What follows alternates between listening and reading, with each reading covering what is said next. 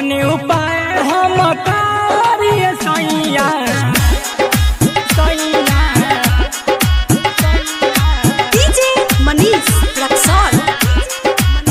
बस गइल जाके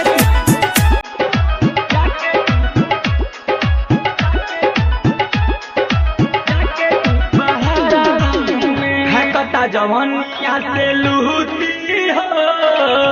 तोहरा बिना ना कबो बूती हो बूती हो है कता जवनिया से लूटी हो तोहरा बिना ना कबो बूती हो दर्द करता है सैया पजारवा में दर्द करता है सैया पजारवा में कौन उपाय हम करिए सैया बस गइल जाके तू बहारवा में कौन उपाय हम करिए सैया बस गइल जाके तू बहारवा में कौन उपाय हम करिए सैया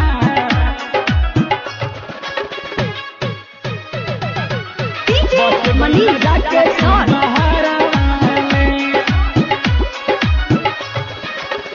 बस गइल जाके तू बहारवा में गदर जवनिया के भार ना सहाई जल्दी से आवो ना तो दे देम बताई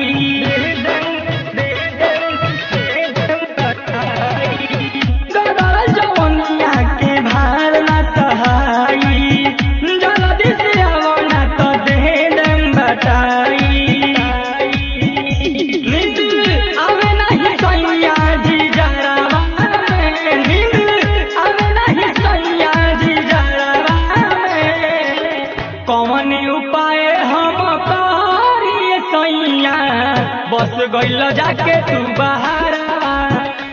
में कौन उपाय हम करिए सैया बस गइल जाके तू बहारवा में कौन उपाय हम करिए डीजे सैया मनीष रक्सौल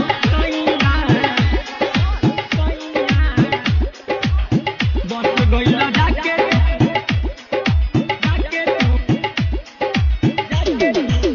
प्रेमी जितेंद्र नाही तोहरा बुझाला जवाना के भार राजा नाही सहाला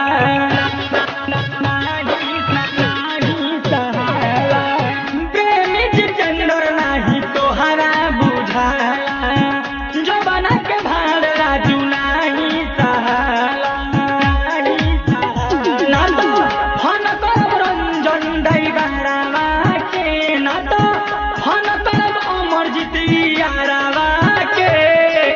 कौन उपाय हम करिए सैया बस गइल जाके तू बहारवा में कौन उपाय हम करिए सैया बस गइल जाके तू बहारवा में है कता जवनिया से लूटी हो तोहरा बिना ना कबो बूती हो दर्द करता है सैया पजारवा में दर्द करता है सैया पजारवा में कौन उपाय हम करिए सैया बस गइल जाके तू बहारवा में कौन उपाय हम करिए सैया बस गइल जाके तू